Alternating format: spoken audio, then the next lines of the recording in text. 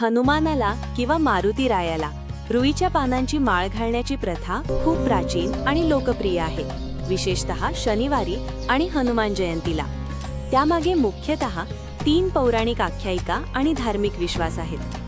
पहिलं कारण, माता अंजनीची भक्ती आणि स्मृती. हनुमानाची आई अंजना देवी म्हणजे अंजनी गणपतीची किंवा काही ठिकाणी इतर देवतांची निस्सीम भक्त होती. त्या हनुमानाला बळ, बुद्धी आणि विघ्नहार्ता गुण मिळावेत म्हणून त्यांच्या गळ्यात रुईच्या पानांची माळ घालत असत. नंतर हनुमान स्वतः आईच्या आठवणी म्हणून ही माळ धारण करू लागले.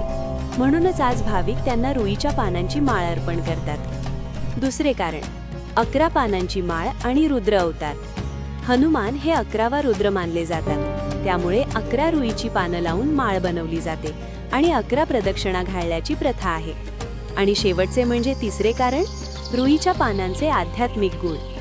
रुईच्या पानांमध्ये देवतेचे सूक्ष्म तत्व म्हणजे पवित्रके आकर्षित करण्याची विशेष शक्ती असते असे मानले जाते. त्यामुळे ही माळ हनुमान तत्वाला अधिक जवळ आणते आणि भक्तांना संरक्षण मिळते. हनुमानाला तेल, शेंदूर आणि रुई हे त्रिवेणी अर्पण केले जाते. ही प्रथा खास करून महाराष्ट्रात आणि उत्तर भारतात खूप प्रचलित आहे.